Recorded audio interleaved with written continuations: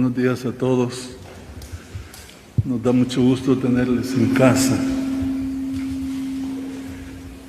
Voy a dar lectura a una nota de agradecimiento de la Conferencia Episcopal del Salvador,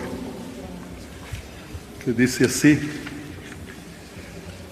agradecimientos por la beatificación de nuestros mártires. Los obispos del Salvador, con nuestros sacerdotes, agradecemos profundamente su participación en la beatificación de nuestros mártires. En primer lugar, a su santidad el Papa Francisco, por concedernos ese inmenso don, 4 nuevos beatos: el Padre Rutilio Grande, el Padre Cosme Espesotto, Manuel y Nelson. Agradecemos en segundo lugar a su eminencia el cardenal Gregorio Rosa Chávez por beatificarlos en representación de su santidad el Papa. Nuestro agradecimiento al señor nuncio apostólico por su gran colaboración en ambos procesos de canonización. Gracias a los postuladores y vicepostuladores de ambas causas, a los señores obispos, a los padres provinciales de la Orden, la Compañía de Jesús y la Orden Franciscana, a los sacerdotes y a los laicos que vinieron para participar en ese magno evento. Agradecemos a las autoridades municipales y estatales por su apoyo en la organización del evento, por su deferencia en nombrar capital por un día tanto al municipio de Aguilares como el de San Juan Nonualco, y por supuesto por la delegación presente durante la beatificación.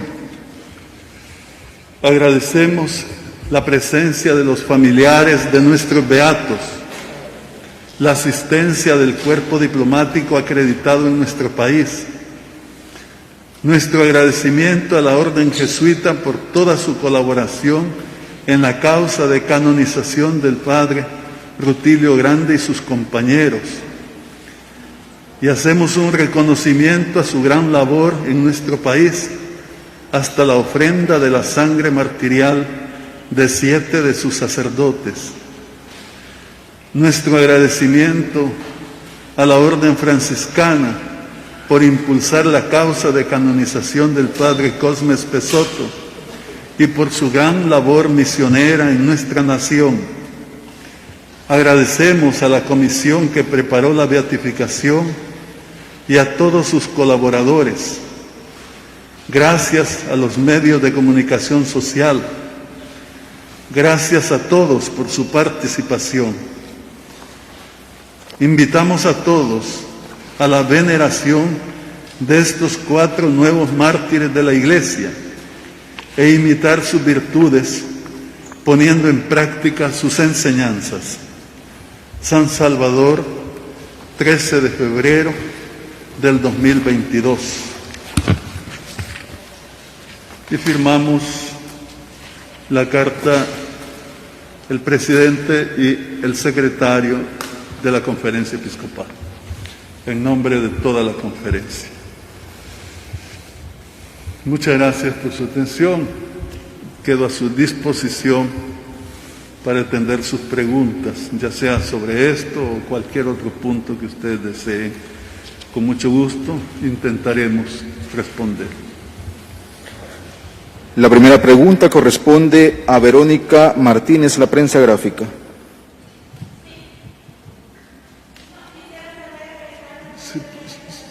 Sí, por favor, lo hacen el micrófono para que se escuche, porque si no, no lo escuchan las personas que nos están viendo. Disculpe. Sí, me gustaría saber cuál es la postura de la Iglesia Católica respecto al espionaje a periodistas por parte del gobierno y la limitación en el acceso a la información pública. Dígame más despacio, por favor, que no escuché bien. ¿Cuál es la postura de la Iglesia Católica respecto al espionaje a periodistas por parte del gobierno y la limitación en el acceso a la información pública? Ya. Vean, nosotros, como lo hemos dicho siempre, estamos a favor de, no faltaba más, de la libertad de prensa y que no haya ningún obstáculo para el ejercicio del periodismo, puesto que es un derecho de la nación el ser informados, y ustedes cumplen esa función y les agradecemos. Ahora bien, no sé si usted se refiere a la modificación de la ley que se hizo, a la reforma. Sí, yo tengo entendido que la reforma de la ley que introduce la figura de un agente encubierto ya se tenía o ya se tiene en el Código Penal, que ahora pasa la figura al Código Procesal Penal. Y además que para que tenga fuerza probatoria, esas investigaciones deben ser autorizadas por un juez de instrucción. Se tenía antes y ahora se estableció que fuera ya el juez de paz desde las diligencias iniciales. Entonces, siempre está sujeto a la voluntad del juez y al criterio del juez. No es que se pueda hacer un espionaje con libertad, como decir, antojadizamente, sino que debe autorizarlo el juez, solo que desde el inicio del proceso y antes, ya en la fase de instrucción. Me parece que estas figuras existen en las legislaciones, Estados Unidos, Europa, etcétera, y que eso no significa una persecución a los periodistas en cuanto a ley. Eso es lo que yo tengo entendido. Ahora, si usted me dice que de todos modos están sufriendo persecución, entonces tendrían que denunciarlo a las instituciones pertinentes y sería muy grave. Deberán presentar las pruebas, naturalmente. Ojalá que eso no se dé, Es Vox Populi que siempre se ha dado y que siempre ha habido cierto control, cierto máximo en tiempos pasados, en tiempos del conflicto, etcétera. Sí, pero es importante que ahora, ya en este tiempo de democracia que vivimos, no tengamos esa situación. Yo no tengo conocimiento más que las notas que ustedes nos presentan, pero pensaría que si esto se da, que de inmediato se sigan las diligencias pertinentes para que las instituciones investiguen y que esto no continúe. Ahora, en cuanto al proceso legal, que el Estado pueda llevar adelante ese tipo de investigaciones contra los enemigos del Estado, me parece que eso es normal, que eso es lo que se establece normalmente en las leyes en ese aspecto. Eso es lo que yo puedo decir. Gracias. La siguiente pregunta corresponde a Yesenia Aguilar, El Noticiero. Buenos días, arzobispo. Mi consulta va relacionada un poco a la pregunta anterior, y es que dentro de la Asamblea Legislativa ha habido un dictamen a favor de que se reforme la Ley de Acceso a la Información Pública, en la que incluye unas disposiciones para que la información oficiosa pueda ser reservada, cuando ya sabemos que la información oficiosa es toda aquella que tiene conocimiento de la población sin necesidad de que ésta la solicite, como por ejemplo los viajes y otro tipo de información que es oficiosa. Sin embargo, esta fue retirada también durante una plenaria y fue retirada del Pleno Legislativo antes de ser aprobada. ¿Cuál es la recomendación que usted le daría dentro de la Asamblea Legislativa para que se puedan aprobar reformas a la Ley de Acceso a la Información Pública, pero en el sentido a que se mejore y tal vez no generar otro tipo de modificaciones? Sí, muchas gracias. Sí, en efecto, ha sido un paso muy positivo el tener una ley de información pública y un instituto de información pública, etcétera. Es importante, con todo respeto, yo sí sugeriría a los señores legisladores que si se hacen reformas a esta ley sea para ofrecer una mayor información, porque en la medida que se transparenta todo, se informa todo, la convivencia ciudadana avanza, en definitiva, y eso favorece mucho a la democracia y al desarrollo de los pueblos. Ojalá que se trabaje en esta dirección. Sería de desear que cada vez vayamos ampliando aún más la función del Instituto de Información Pública. Ojalá. Siempre es un esfuerzo, porque siempre habrá el deseo de no dar a conocer las cosas, qué sé yo, ¿verdad? De reservarse esto, reservar lo otro. Pero en cuanto que podamos ir avanzando en que la comunidad observe todo, será mejor. Y mejor para todos, en definitiva. Es una cultura que no hemos tenido, por cierto, y que estamos comenzando. Ojalá que se fortalezca en esa dirección. Muchas gracias. La siguiente pregunta corresponde a Alexis Juárez, Megavisión.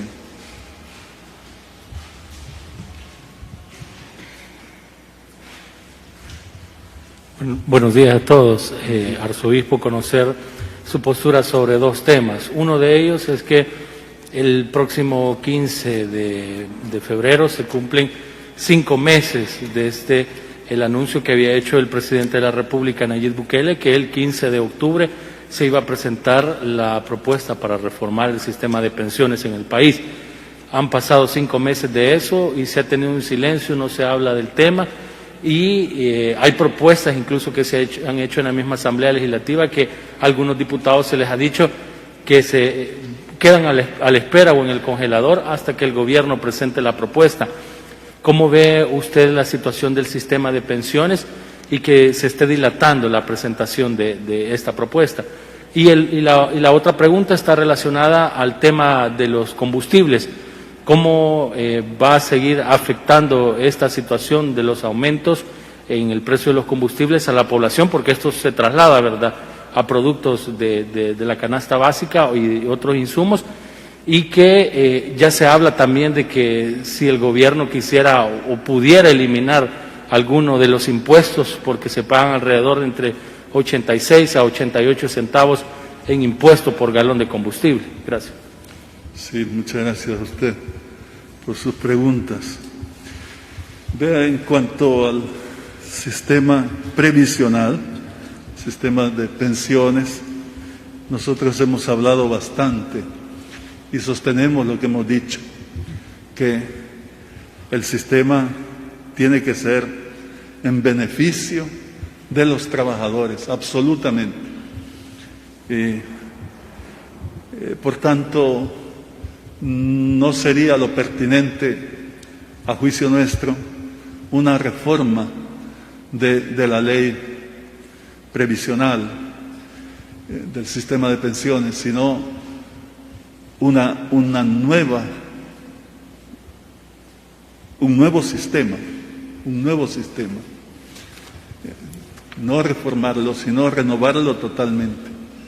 y que de verdad los fondos beneficien a los trabajadores, solamente a los trabajadores, porque hasta hoy lo que hemos visto es que salen beneficiados terceros, que los beneficiados son en gran medida las empresas administradoras, las AFP, y también en gran medida los gobiernos en turno, que han hecho uso de esos fondos para prestarlos y ganar intereses, y luego lo que se les da a los trabajadores es mínimo entonces, porque si hay otras fuentes que beneficiar, que si el gobierno, que si la empresa privada, entonces los trabajadores son perjudicados.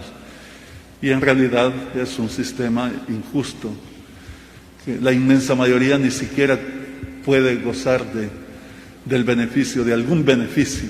Está hecho de tal manera que sea un porcentaje pequeño, quizá un 18%, el que va a poder jubilarse. Y luego con pensiones tan bajas, $200 o menos de $200, después de haber cotizado 30 años o más. Eso no es justo. ¿Por qué? Porque se pierde la ganancia. Yo creo que hay países, se puede hacer comparaciones, estudios comparativos, donde totalmente el beneficio de los ahorros es para los trabajadores. Eso es lo que debería hacerse. Y ojalá que podamos dar el paso. Hemos visto con mucha esperanza la promesa del gobierno actual. Y esperamos que sea una ley que beneficie verdaderamente a los trabajadores. Nosotros estamos pues pendientes, observando y del lado de los trabajadores, por supuesto, que son los que sufren. Ahora, en cuanto al tiempo, yo creo que si tenemos esa reforma durante estos meses o durante este año, estaríamos bien, puesto que hemos pasado tanto tiempo que no se ha hecho. Si se logra resolver en este momento, pues qué bueno. Eso es lo que yo diría. Esperamos que las cosas surtan efecto. En ese sentido. La otra pregunta, ¿cuál era? Sí, gracias. Sí, el combustible es triste lo que está pasando, porque está subiendo el precio del petróleo. Ya casi llega a $100, tengo entendido, el barril. Eso a nivel internacional. Y pareciera que cada vez sube más a nivel internacional, a nivel mundial. Entonces nosotros naturalmente estamos sufriendo eso. Y como todo es transportado, si sube el combustible, sube todo.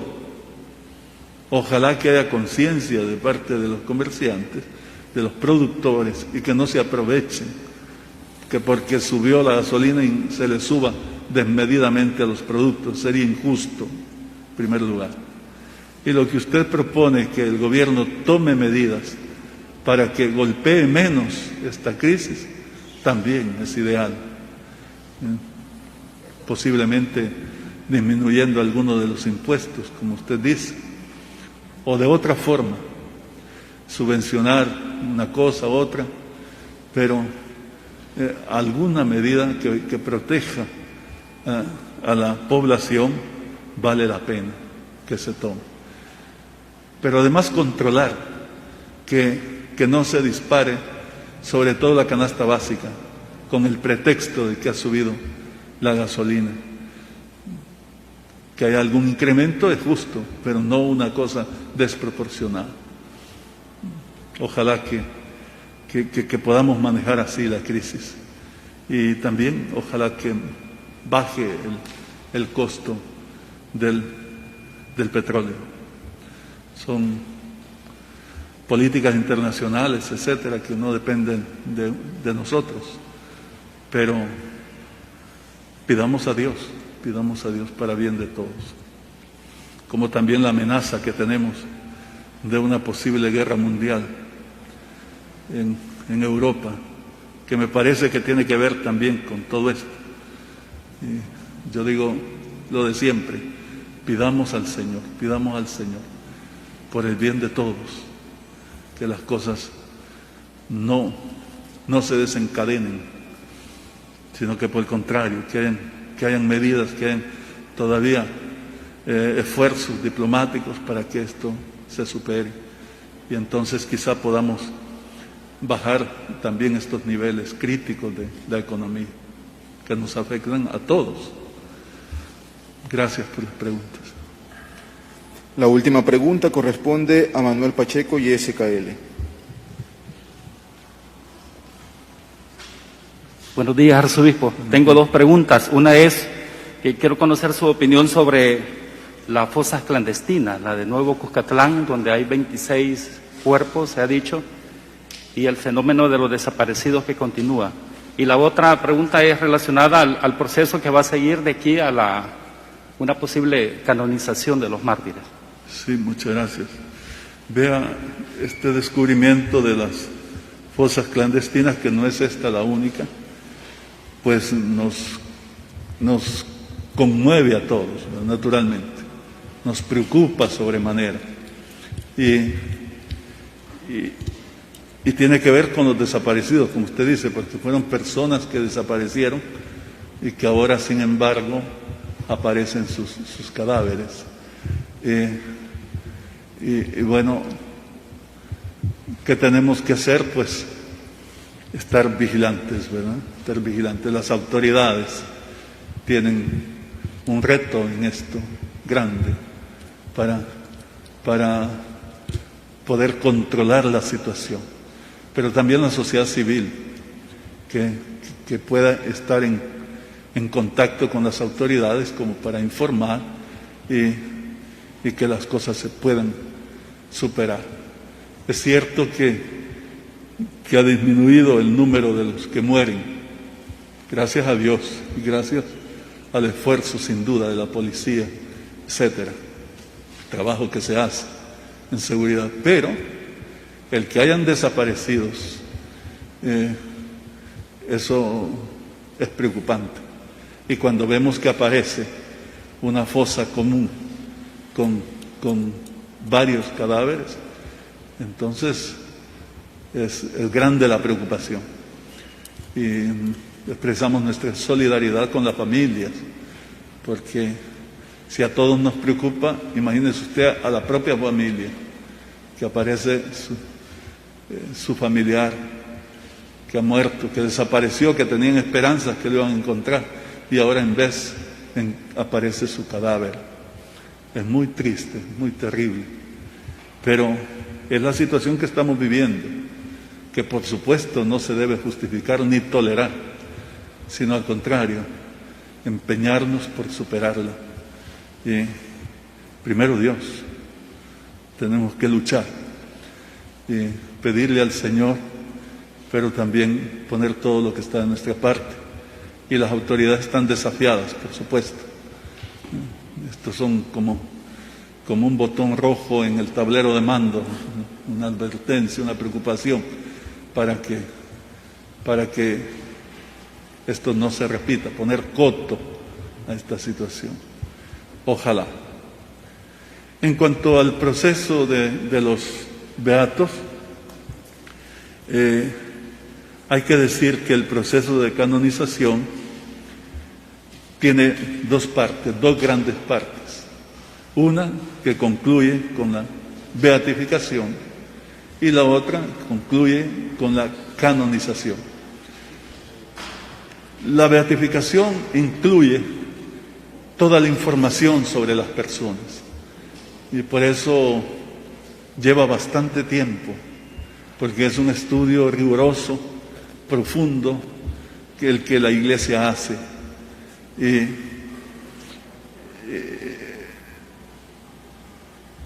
finalmente se llega al decreto de la beatificación, como hemos dicho, cuando ya ha pasado el examen de los teólogos, de los científicos, de los cardenales, el Papa decreta que se beatifique.